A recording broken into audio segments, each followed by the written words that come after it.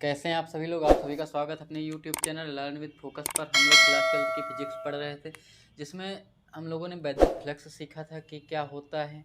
तो आज देखना चालू, उसके बाद हमने गॉस का नियम सीखा था। गॉस के नियम एकदम सिंपल कर देता है कि आपको flux E d S cos theta करके निकालने की ज़रूरत नहीं कि हर सरफेस पे आप उनको अनेक टुकड़ों में बांट कर निकालें। उसने क्या किया, उसने सीधा सीधा बता दिया कि आपका जो भी फ्लक्स है वो फ्लक्स कितने के बराबर होता है। तो आपने देखा था फाई इक्वल टू, जो आप इसका क्या कराते थे, सरफेस इंटीग्रल कराते थे, पृष्ठ समाकलन कराते थे।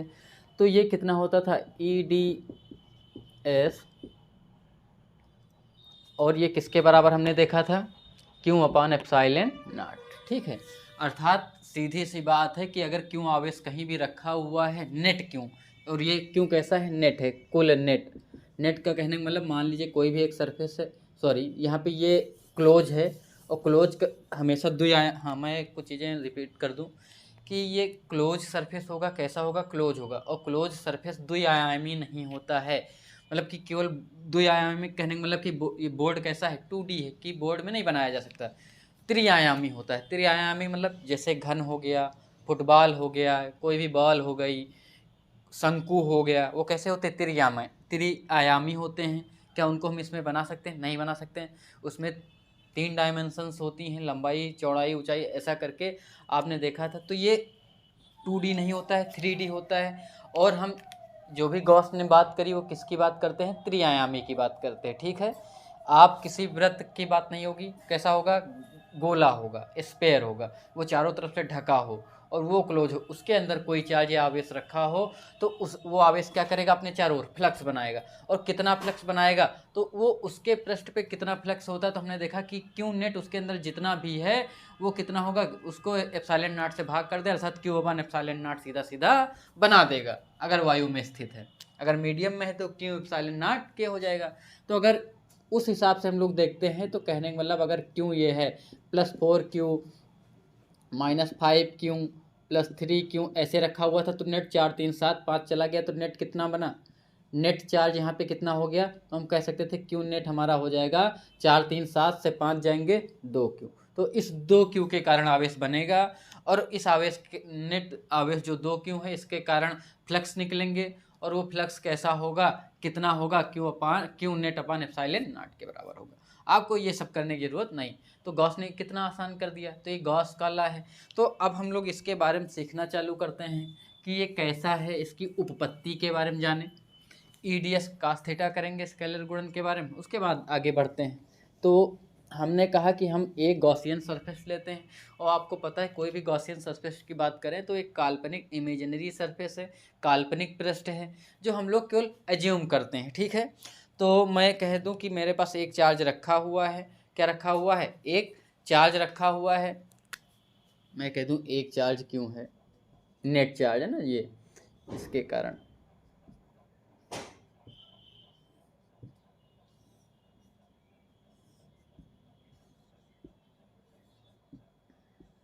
हम क्या कल्पना करते हैं कि ये मान लो एक गोले के अंदर है, कैसे है, हम एक आर त्रिज्या का रेडियस लेकर एक ऐसा खींचते हैं गॉसियन सरफेस, और वो हर जगह उसकी दूरी कैसी है, समान है, आर है। ये गोला नहीं बना होगा, अच्छा मैं इसको फिर से बना देता हूँ, या आप मानना चाहें तभी ठीक है। तो गॉसियन पृष्ठ कैसे बनाएंगे, ये ऐसा हमने चारों तरफ से बनाया, ठीक है, +Q, सही है। हम लोग ऐसे दिखा सकते थे। और ये दूरी कितनी हर जगह, हम कह सकते हैं दूरी हर जगह कैसी होगी, आर ही होगी। ठीक है, दूरी कितनी होगी, आर होगी। और हमने ये प्रश्न बनाया, इससे निकलने वाला टोटल हमको फ्लक्स निकालना है। तो आपको पता है गॉस के नियम से तो क्यू अपान एप्सिलॉन नॉट हो ही जाएगा, लेकिन कैसे आया, तो इसके बारे में अगर हम लोग जानना चालू करें, सीखें, तो हमने एक गॉसियन सरफेस बनाया, और आपको पता है कि सरफेस कैसा है, स्पेयर का है। अगर ये वृत्त होता है, वृत्त नहीं होगा, याद रखिएगा, स्पेयर है, त्रिआयामी है, 3D है, ये कैसा है, 3D। ठीक है, याद रखिएगा, त्रिआयामी, त्रिआयामी, ये वृत्त नहीं है। और त्रिआयामी किसी भी वृत्त का जो सरफेस होता है, उसका पृष्ठ का क्षेत्रफल चारों तरफ का वो कितना होगा, वो होता है 4πr²। तो आपको पता है कि इस बराबर कितना हो जाएगा, 4πr², है ना। और हम यहाँ पे क्या बनाते हैं, एक काल्पनिक पृष्ठ लेते हैं, और वो काल्पनिक पृष्ठ हमारा यही है ना, काल्पनिक पृष्ठ एस, काल्पनिक गॉसियन पृष्ठ, गॉसियन पृष्ठ एस, और इसका क्षेत्रफल कितना होगा, 4 पाई आर स्क्वायर होगा। ठीक है, अब हम इसमें बात करना चालू करें कि ये हर तरफ से तो वैद्युत फ्लक्स निकल रहा है। वैद्युत फ्लक्स का मतलब क्या, ये हर जगह पे ई है, हर जगह ई है। ई कैसा है, तो हम कहीं भी देखें ये ई की डायरेक्शन है। यहाँ पे अगर हम एक छोटा सा सरफेस ले लें तो आपको पता है उस जो भी सरफेस लोगे उसका एरिया होगा, और एरिया वेक्टर की डायरेक्शन भी बाहर की ओर होगी। तो हम देखते हैं कि दोनों की डायरेक्शन एक ही जैसी, एक दिशा में है, तो थीटा कितना होगा, 0। आप कहीं भी लेंगे तो ई की डायरेक्शन भी बाहर की ओर होगी और एरिया वेक्टर भी बाहर होगा, तो थीटा कितना होगा, 0। ये कौन सा थीटा कोण दिखाता है, E and A. E and ए का मतलब वैद्युत क्षेत्र और उस एरिया वेक्टर क्षेत्रफल सदिश दोनों के बीच का कोण है ना, के बीच का कोण क्या है, थीटा कितना, 0। तो हर पृष्ठ पे ये कितना होगा, 0 होगा। आप कल्पना करिए कि एक फुटबॉल है, फुटबॉल के सेंटर में क्या एक चार्ज रखा हुआ है, नेट चार्ज। वो कितना चार्ज पूरे में फैला हो सकता है, लेकिन नेट चार्ज हम कहाँ पे एंज्यूम करेंगे, सेंटर पे। तो उससे कितना है, तो हर जगह हम कहेंगे थीटा कितना बनाएगा, ई और ए के बीच का कोण कितना होगा, 0 होगा। और यही याद रखिएगा, ये सममिति, यही तो इसकी जो है समितता है, सिमेट्री है, कि हम ई और ए एक जैसा लेना चाहते हैं कि या तो थीटा 90 हो जाए या थीटा एक कोण पे हो जाए। तो जब ऐसा क्या होता है, इससे फ़ायदा क्या होता है, थीटा 90 की वैल्यू पता होती है, थीटा 0 है तो भी उसकी हमको cos 0 की वैल्यू 1 मिल जाती है, 90 है तो 0 हो जाता है। तो ये चीज़ें आसान हो जाती हैं, कैलकुलेशन हमारा आसान हो जाता है, इसलिए इस सममितता का हम लोग ध्यान रखते हैं। तो ई और ए के बीच का कोण कितना, आप कह सकते हैं थीटा कितना है, 0 है। और अगर हम यहाँ पे एक छोटे से पृष्ठ की कल्पना करें हैं, और वो हम कहते हैं वो छोटा सा पृष्ठ हमारा कैसा है, जैसा भी आप फार्मूला यूज करेंगे, अगर आप अपने फार्मूले में ds लेना चाहें, dA लेंगे तो dA ले लीजिए, ds लेना चाह रहे हैं ds, तो हमने कहा एक छोटा पूरा सरफेस s है तो छोटा सा कितना होगा, ds होगा। हमने पूरे को s माना है कि पूरे का s है तो छोटा सा ds होगा। और इस ds के कारण कितना बनेगा, आपको पता है ds के कारण कितना होगा, d फाई, ds के कारण कितना फ्लक्स बन रहा होगा, d फाई बन रहा होगा। और आपने पहले ही पढ़ा था फ्लक्स निकालने का फार्मूला क्या होता है, केवल आप उसका क्लोज इंटीग्रल कराते हैं। तो हम लोग भी यहाँ पे वही देख सकते थे कि अगर वैसे देखते तो ये कितना होता, क्लोज इंटीग्रल कराते, किसका कराते, ई डी एस कॉस थीटा। और आपको पता है कॉस थीटा की वैल्यू, थीटा कितना रहेगा, 0 रहेगा, थीटा कितना रहेगा, 0 रहेगा। और अब थीटा आपका कितना हो जाएगा, 0 हो जाएगा। ई आपका हर जगह कांस्टेंट रहेगा, ई को बाहर निकाल लेंगे, केवल इंटीग्रल किसका कराना पड़ेगा आपको, ds का कराना पड़ेगा। और आप हर जगह इंटीग्रल किसका कराएंगे, ds का कराएंगे। तो डी फाई तो इतना हो गया। अगर आपको फाई चाहिए तो आपको पता है डी फाई का इंटीग्रल कराएंगे, क्या कराएंगे, मैं इसको थोड़ा सा मैंने पूरा लिख दिया है, डी फाई इक्वल टू ये होगा, फाई चाहिए तो आप डी फाई का इंटीग्रल करा देंगे, ई डी एस कॉस 0, क्योंकि मैंने थीटा की जगह 0 रख दिया। अब आप बताइए कि जो फाई होगा, ई को हमने बाहर निकाल लिया, cos 0 की वैल्यू 1 हो जाएगी, ds का क्लोज इंटीग्रल क्योंकि बंद पृष्ठ है कितना होगा, ds ds ds ds सब ds जोड़ देंगे कितने के बराबर आएगा, पूरे s के बराबर। और s कितना है, 4 पाई आर स्क्वायर के बराबर। सब जोड़ लेंगे टोटल पृष्ठ के बराबर आएगा, और टोटल पृष्ठ कितना है, 4 पाई आर स्क्वायर के बराबर, e into 4 pi r square. ठीक। और अब आती ही बात की ई कितना होगा, तो आपको पता है ई हर जगह आर दूरी पे निकालते हैं, कहीं भी निकालिए।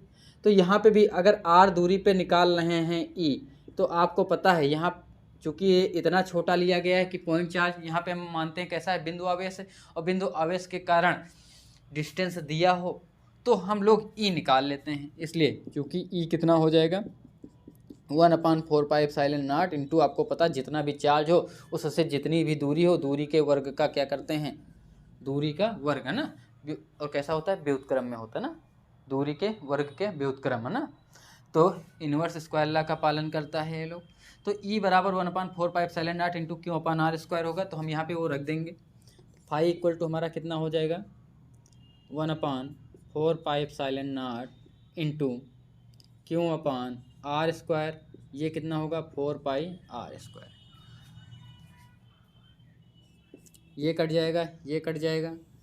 आप देखते हैं कि यहाँ पे फाई, जो भी फाई ई आप लेना चाहें तो फाई ई कितना आ गया है ना, फाई कितना आ गया, क्यों अपान एप्सिलॉन नॉट। ठीक, तो यहाँ से हमको एक चीज़ तो समझ में आ गई कि क्यों की वैल्यू कितनी आ जाएगी, सॉरी फ्लक्स की वैल्यू कितनी आई, क्यों अपान एप्सिलॉन नॉट। तो हमको क्यों गॉस ने कहा ये सब आपको बकवास करने की क्या ज़रूरत है, आपका जो भी फ्लक्स है वो कितने के बराबर हो जाएगा, क्यों अपान एप्सिलॉन नॉट। बार बार आप ये सब न करिए। और उन्होंने ये बता दिया कि ये किसी भी शेप और साइज पर निर्भर नहीं करता, ये किसी भी शेप और साइज, आपको पता है शेप साइज मतलब आकार एवं आकृति पर निर्भर नहीं करता, निर्भर नहीं करता। कट का मतलब निर्भर नहीं करता है, इसका मतलब। और दूसरी चीज़, ये दूरी पर भी निर्भर नहीं करता है, दूरी पर निर्भर नहीं करता। देखो कैसे, क्योंकि यहाँ जब हम कट पिट के देख रहे हैं तो कोई दूरी का फार्मूला तो आया नहीं, आर स्क्वायर से आर स्क्वायर कट चुका है। अब ये चाहे यहाँ पे कहे या इससे और दूरी पे कहे, कितनी भी दूरी पे कराता चला जाए, हर जगह फ्लक्स कैसा होगा, एक जैसा होगा। जैसे यहाँ पे क्यों था नेट, हमने कहा ये पहले की दूरी कितनी थी, आप कल्पना करिए क्यों था पहले आर दूरी पे, हमने कहा हर जगह का फ्लक्स निकालना था, ऐसे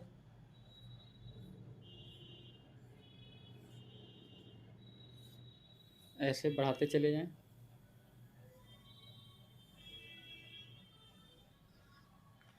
मैं केवल यहाँ पे आपको कह रहा हूँ, अज्यूम करिए ये दूरी हमने कहा यहाँ इसकी परिधि तक की R1 थी, फिर हमने दूसरा सर्किल खींचा, ये कितनी हो गई,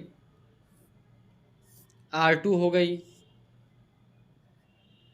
तीसरा खींचा, ये कितनी हो गई, हमने कहा ये वाली दूरी टोटल सेंटर से R3 हो गई।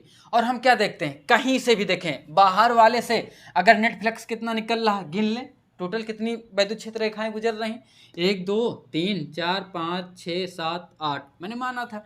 तो 8 पहले वाले से भी निकल रही, दूसरे से भी निकल रही, तीसरे से भी निकल रही। पहले की शेप अलग थी, शेप तो मान लो एक ही जैसी है, हमने स्पेयर लिया है, लेकिन साइज पहले का छोटा था, दूसरे का साइज बड़ा हो गया, तीसरे का साइज और बड़ा हो गया, डिस्टेंस बढ़ती गई, लेकिन क्या फ्लक्स बदल रहा है, नहीं बदल रहा।